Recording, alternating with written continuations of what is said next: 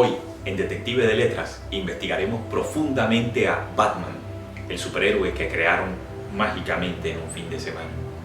El éxito de Superman en 1938 había catapultado a la National Comic Publications, oiganme cómo hablo en inglés, National Comic Publications, porque todavía no se llamaba DC, a la cima, por supuesto.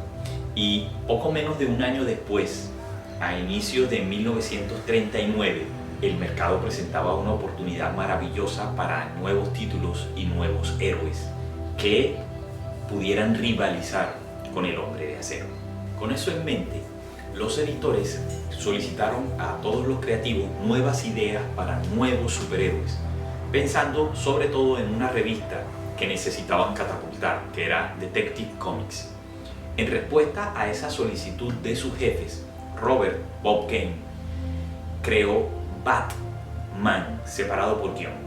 Es bien conocida la versión del co-guionista y co-creador de Batman, Bill Finger, en la que afirma que, y desde aquí cito, abro comillas, Kane tuvo una idea para un personaje llamada Batman y me pidió que viera los dibujos. Fui donde Kane y me mostró el dibujo de un personaje que se parecía mucho a Superman. Era un hombre rubio con una especie de malla o de traje rojo, creo, con botas, sin guantes, con una pequeña máscara de dominó, paréntesis, eso es un antifaz, cierro paréntesis, balanceándose sobre una cuerda. Tenía dos alas rígidas que sobresalían y parecían alas de murciélago. Debajo había un gran letrero, Batman, cierro comillas. ¿Quiénes eran estos Bill Finger y Bob Kane? Finger y Kane se habían conocido en una fiesta cuando el primero tenía 21 años y el segundo tenía 19. Se hicieron amigos, ellos compartían el interés mutuo por las tiras cómicas. En ambas familias había problemas financieros, por lo que decidieron probar suerte en el negocio de los cómics. Kane tenía cierto talento como dibujante y Finger indudablemente podía llegar a ser muy buen guionista, por lo que podían apoyarse mutuamente para producir algo juntos. Según Vince Sullivan, editor del National Allied Publications, un viernes en la tarde, Bob Kane le preguntó cuánta plata ganaban Joe Shuster y Jerry Siegel, los creadores de Superman, y Sullivan le contestó que un poquito menos de $800 a la semana. $800 a la semana para un joven de alrededor de 20 años. Kane, al igual que yo, abrió los ojos y le aseguró a Sullivan que crearía un nuevo héroe ese fin de semana para la revista Detective Comics. Producción, paren todo, vamos a producir un nuevo superhéroe para el lunes, porque es que son $800 a la semana. Para el lunes siguiente, Bob Kane había creado a Batman. Si revisamos la descripción que dio Finger de ese boceto, de esa primera idea que tenía Bob Kane para Batman, no es difícil imaginar el camino creativo que recorrió para llegar a eso. Superman es un hombre de cabello negro, por lo que la propuesta de Bob Kane era un hombre rubio. Superman viste unas mallas azules, por lo que él había creado unas mallas rojas. Superman tiene una capa de color rojo brillante. Bob Kane le había puesto a este personaje unas alas de murciélago de color negro y Superman no usa máscara, entonces Bob Kane le puso a su personaje un antifaz. Un trabajo gráfico bastante simple que para nada impresionó a su compañero Bill Finger. Fue Bill Finger, que no era dibujante, quien sugirió hacerle unos cambios esenciales que hicieron al personaje, y esos cambios son los con los que hoy reconocemos a Batman. Él sugirió ponerle una capucha en lugar del antifaz que tenía, una capa para quitarle las alas de murciélago, guantes para que no dejara huellas digitales, y también recomendó quitar las secciones rojas del traje original y darle un tono más oscuro para que fuera de la mano con la personalidad lúgubre que querían darle. También, influenciado por lo que había visto en la imagen de El fantasma de Lee Falk, decidió dejar en blanco las pupilas de los ojos en la máscara del personaje, y fue Finger quien ideó el nombre de Bruce Wayne para la identidad secreta de Batman. Y fue Bill Finger quien hizo todo esto. ¿Qué hizo Bob Kane? Algo importantísimo. El lunes siguiente, presentó el personaje sin mencionar a Bill Finger. Además negoció un acuerdo que mencionaba su nombre en cada presentación de Batman, le daba cierto control creativo, le otorgaba utilidades por el uso del personaje en otros medios por fuera del cómic. En síntesis, Bob Kane hizo el negocio del siglo en la industria del cómic y dejó por fuera a su compañero. Los logros de Bob Kane antes de Batman. Había creado Rusty y sus amigos, una serie para DC que presentaba las aventuras de un jovencito rubio llamado Rusty y de sus amigos Tubby y Specs. Un trabajo muy similar, sospechosamente similar, al trabajo de Milton Caniff de 1934, famosamente conocido como Terry y los Piratas. Otra de las obras de Kane fue Clip Carson, que debutó un mes después de Batman y que tampoco tuvo éxito. En síntesis, era muy joven Bob Kane, tenía apenas 23 años y ninguno de sus trabajos había sido exitoso antes de esta mágica creación de un fin de semana de Batman, de un trabajo que, como hemos visto, en su mayoría era producto del ingenio de Bill Finger.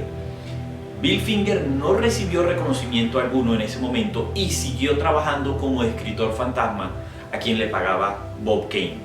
Para todos los efectos, el autor era uno solo, algo que tardaría muchas décadas en corregirse. En cuanto a la historia que presentó a Batman en aquel número 27 de Detective Comics, también allí encontramos una serie de hechos irregulares. Primero es la portada. La portada nos presenta a Batman balanceándose en la batisoga mientras sostiene a un delincuente por el cuello. Recuerden que el dibujante era Bob Kane. Bueno, ese panel es un robo directo de uno que ya había sido publicado el 17 de enero de 1939 en Flash Gordon, dibujado por el genial Alex Raymond. Y la historia dentro de ese cómic, atribuida totalmente a Bob Kane, realmente, y titulada El caso del sindicato químico, realmente fue escrita por Bill Finger. Bueno, tampoco fue escrita por Bill Finger. Podemos decir que fue adaptada por Bill Finger. En el libro de Steranko History of Comics, volumen 2 de 1972, Bill Finger admitió que su primer guión de Batman había sido calcado de una historia de la sombra. Nadie le dio importancia a esa frase en ese momento. Sin embargo, el creador de la sombra, Walter Gibson, sí dijo en una ocasión que Batman era una versión payaso de su personaje, de la sombra. Esa frase se atribuyó originalmente a celos profesionales. La sombra había sido un éxito en radio y, por supuesto, lideraba las ventas como novela pulp, pero para 1939, cuando salió Batman, ya esas ventas iban en picada desde hacía rato y no era tan reconocido. La frase de Bill Finger en el libro de Jim Steranko pasó desapercibida hasta el 2007, cuando un par de investigadores, Anthony Tollin y Will Murray, hicieron un descubrimiento que hizo historia. Identificaron la historia de la sombra, de donde Bill Finger se había robado el argumento para el cómic de Batman. Partners of Peril, escrita por Theodore Timsley, fue publicada el 1 de noviembre de 1936. 3 años más tarde, en 1939, Bill Finger utilizaba ese argumento para la primera historia de Batman. El origen del que sería considerado el mejor detective de todos los cómics había empezado con múltiples robos y una injusticia. Bob Kane disfrutó de las mieles del éxito de ser el cerebro creativo detrás de Batman. Finger nunca vería su nombre en la portada de uno de los cómics del personaje que había ayudado a crear durante toda su vida. Kane se engrandeció por el efecto de Batman. El rostro original de Bruce Wayne era dibujado con base en el rostro de Bob Kane. Incluso Kane, en una ocasión, en un restaurante en Nueva York, gritó a todo pulmón: díganle a todo el mundo que yo soy Batman, Batman c'est moi. Y Bill Finger, el otro sujeto, ¿qué hizo después de esto? Bueno, además de diseñar en parte la apariencia icónica y el carácter de Batman, creó o co-creó una serie de aspectos y de personajes que logran darle sabor darle color y darle textura a los mitos de Batman, incluido algunos personajes cruciales. El comisionado de policía Jim Gordon, Gatúbela, Dos Caras, el Pingüino, el Acertijo. En la creación del Acertijo Bob Kane no participó. El Hombre Calendario, otro personaje creado por Bill Finger sin participación de Bob Kane. Hugo Strange, la Baticueva, el Batimóvil, se le ocurrió el nombre de Gotham City. Finger es casi el único responsable de la creación de Dick Grayson, con la idea de que Batman tiene un compañero, y también se le ocurrió la historia de fondo de donde surge Dick Grayson, mientras que fue Jerry Robinson quien creó la apariencia y el nombre de Robin. Yo creo que hizo mucho más Bill Finger de lo que hizo Bob Kane en toda su vida. Entonces, revisemos las tres claras influencias que cita Bob Kane en su creación de Batman. El primero es La máquina de volar de Leonardo da Vinci. El segundo es la película de The Mark of Zorro de 1920. Y la tercera influencia es The Wasp Whispers, la película de 1930. Los tres argumentos se ven bastante débiles cuando los revisamos con la lupa del detective. Empecemos con esa primera influencia, La máquina de volar de Leonardo da Vinci. Los defensores de Bob Kane apoyan el diseño de esas alas dentro de la capa de Batman. Sin embargo, una vez que revisamos el trabajo final de Bill Finger, es poco lo que queda de las alas de murciélago para volar de Leonardo da Vinci. Sí, es cierto que hay una imagen muy similar de esas alas utilizada en el Batman de Detective Comics número 33 de noviembre de 1939. Ahí vemos a Batman desplegando la capa en forma de un par de alas. Pero recordemos que ese dibujo, que es de Bob Kane, es realmente un plagio de un dibujo de Tarzán de Hal Foster de Feature Comics número 5 de 1938, de un año antes. Y que mucho del trabajo de Bob Kane era copiado del trabajo que hacían Alex Raymond y Hal Foster en sus tiras diarias en los periódicos. Literalmente los calcaba. Su segunda fuente de inspiración es la película The Mark of Zorro de 1920.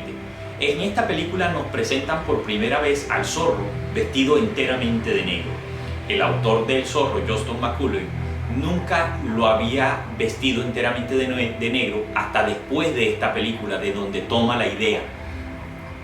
Y también esta película nos presenta la dualidad entre el valiente zorro y el cobarde Don Diego de la Vega, que es su personalidad secreta. ¿Podemos decir que Bob Kane tomó esto de aquí? Sí y no, porque este concepto de el héroe enmascarado valiente y el alter ego rico cobarde ya había sido utilizado por La Sombra, con La Sombra y Lamont Cranston, y ya hemos visto que sí, muchos elementos de Batman fueron tomados de La Sombra. Además, si revisan la película, búsquenla en YouTube, aquí está, pueden encontrarla y verla. Se dan cuenta que el zorro de la película es más un personaje burlesco, no es realmente aquel ser siniestro e intimidante que es Batman y que sí era La Sombra. Nos queda entonces la tercera fuente de inspiración de la cual habla Bob Kane, la película The Bat Whispers de 1930. Una producción en la que un criminal apodado el Murciélago se oculta en una mansión en el campo y aterroriza a sus ocupantes. Kane aseguraba que había visto la película cuando era un jovencito de más o menos 14 o 15 años y que el ladrón utilizaba una máscara de murciélago y eso lo había impresionado mucho. Pero en la película de 1930 el ladrón utiliza una capucha. Es en la película The Bat de 1926 del mismo director Roland West donde el villano utiliza una máscara de murciélago. Dejo en la descripción del video los dos enlaces de las dos películas que están aquí en YouTube para que lo confirmen ustedes. Además, Kane aseguró que de esta película había sacado la idea de la batiseñal, que aparecía supuestamente anunciando a las víctimas del murciélago. Tampoco es cierto. La señal que aparece en esta película es una simple polilla en el faro de un vehículo, de un automóvil. Es una toma que sí da un poco de temor dentro del ambiente de la película, pero que no significa nada. La verdadera batiseñal del cómic apareció por primera vez en Detective Comics número 60 en febrero de 1942, mucho tiempo después. Bob Kane se robaba los planos y calcaba dibujos de otros dibujantes. Bill Finger se robaba las ideas de otros escritores, incluso se robaba el guión completo de otras novelas. Pero qué nombre y qué idea tan maravillosa.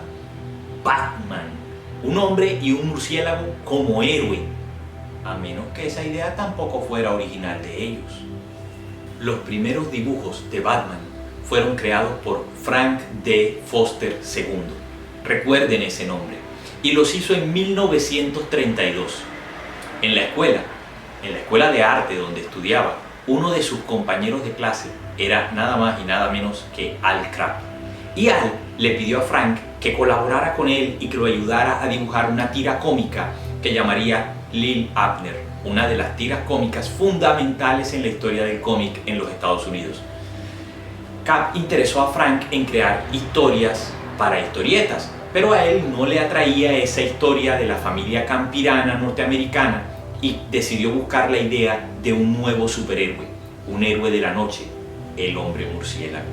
Según testimonio de Foster a los abogados de Boston, Barry Weiner y Carl Israel, en 1975, cito y abro comillas, me interesó lo suficiente para hacer algunas ideas. Habla de Al Krapp. Al Krapp lo interesó.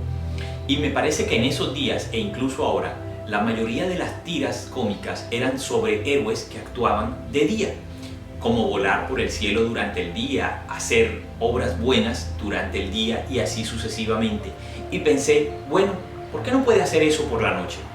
Que un buen tipo haga cosas buenas por la noche.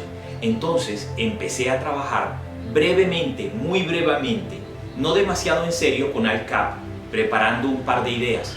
Una de esas cosas era Batman, cierro comillas.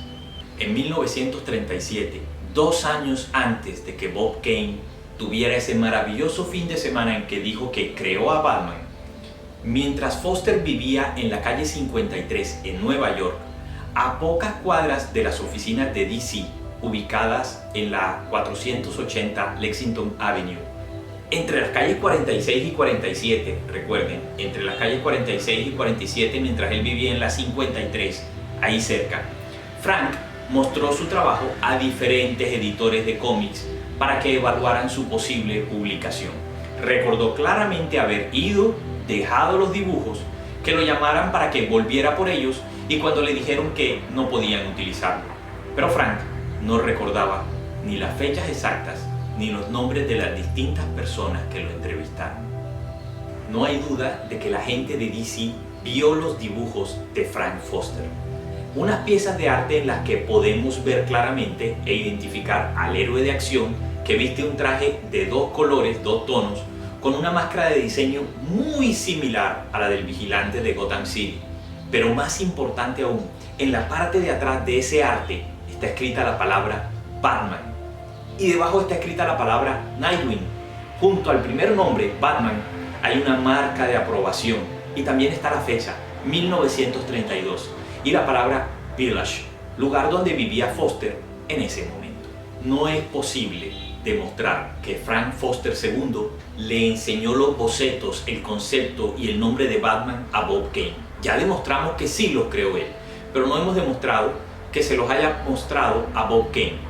Sin embargo, es indudable que existió una sincronía entre estos dos hombres.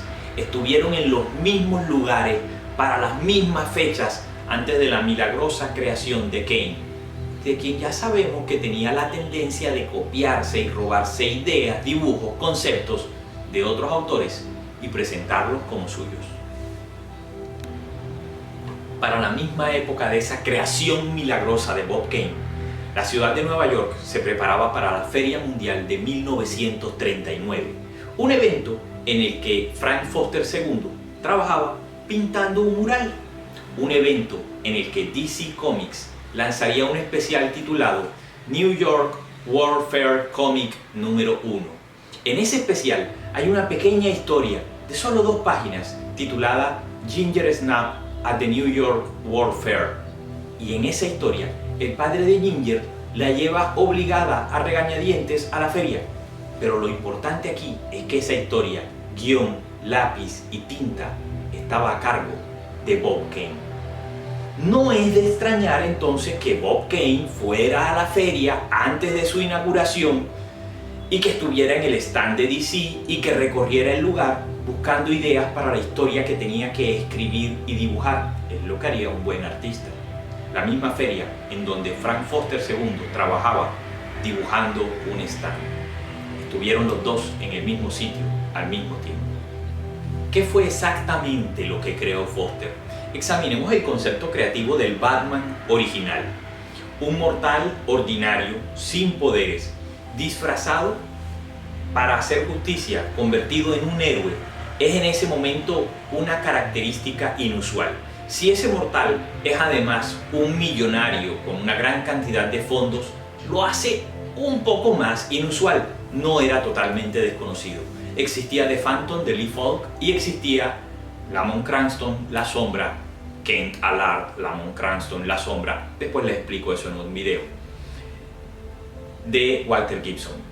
Y ambos personajes eran bastante conocidos. Sin embargo, no había muchos como ellos. Eso lo estructura nuevamente Frank Foster. Y a nivel visual, Frank Foster establece unas características comunes con lo que después presentaría Bob Kane. Una máscara que cubre la parte superior del rostro, una capucha sobre la cabeza, pequeñas orejas de murciélago. La mayoría de los murciélagos tienen orejas bastante grandes, pero lo que presenta Batman son orejas muy pequeñas. No es la única característica común, hay otras entre las cuales presenta Frank Foster. La rendija con los ojos, con las pupilas en blanco, ya lo había mostrado Lee Falk en The Phantom. Y la mandíbula cuadrada era un aspecto bastante popular entre los héroes del cómic. La característica más importante de todas, un personaje con una temática de murciélago y que además de eso sea heroico. Eso sí no se había visto hasta ese momento. Antes de eso, los murciélagos y los personajes asociados a ellos usualmente eran malignos. Drácula, los vampiros. Es que uno qué bonito le ve a un murciélago. Sin embargo, esa idea de utilizar la temática de murciélago para un héroe no es enteramente nueva. Había aparecido en una revista pulp llamada Popular Detective. La historia se llamaba, adivinen qué, El Murciélago. Es la historia de Dawson Clay, un detective privado acusado injustamente de asesinato y condenado a la silla eléctrica. Clay se salva por un defecto en la silla, finge su muerte y empieza a planear su venganza contra todos aquellos que lo incriminaron. En ese momento, un murciélago queda atrapado en una de las esquinas de la cabaña donde él se oculta y él dice: esto es un vaticinio, de ahora en adelante me llamaré el murciélago. Espérate, ¿dónde he visto esa escena antes? Claro, ya me acuerdo. Es muy similar a lo que dice Bruce Wayne y en su idea creativa para aterrorizar a los criminales de Ciudad Gótica, publicada en Detective Comics número 39 en noviembre de 1939, un número en el que Bob Kane y Bill Finger publicaron el origen de Batman. Pero Bob Kane nunca mencionó esa revista pulp dentro de sus fuentes de inspiración. ¿Hay algo chueco? Todo es chueco en Bob Kane. Batman, el nombre, nunca existió antes de 1932. El único personaje, el primer personaje llamado de esa manera, fue ese creado 100% de manera exclusiva por Frank D. Foster II. Esas características únicas, creadas en el Batman de Frank D. Foster II 7 años antes de Bob Kane, fueron empleadas por él, por Bob Kane y por Bill Finger, y aún siguen vigentes en la actualidad. Batman es fruto del crimen, no solo de la injusticia de Kane hacia Finger, o tal vez hacia Foster. El hombre murciélago es fruto de la época de la violencia, de la era gangsteril en los Estados Unidos. Y además de eso, Batman nace por la muerte de los padres de Bruce Wayne de una manera violenta, en un reflejo a esa situación que vivía Estados Unidos. Por Dios, Batman está rodeado de crimen tanto en la historia de cómic como en la vida real. Batman no es un héroe perfecto. Está muy cercano al arquetipo del héroe byroniano, lleno de errores, de melancolía, de remordimientos. Es un sujeto paranoico, carece de una gran cantidad de habilidades blandas, tiene una debilidad absoluta en el trabajo en equipo, no le es fácil establecer relaciones de confianza con otras personas, es incapaz de realizar las tareas mundanas del hogar, no sabe manejar una lavadora, es egocéntrico, a veces es megalomaníaco, es una verdadera pesadilla. Afortunadamente está del lado de la justicia, pero nació de una injusticia, el triunfo de un plagiario llamado Bob Kane. Soy Jota y esto es Detective de Letras. Si te gustó, like, suscribirse, campanita, compartir. Nos vemos en el próximo video, investigando otro tema. ¿Tú por qué nunca hablas? ¿Me dejas todo a mí? ¿No se supone que el detective eres tú?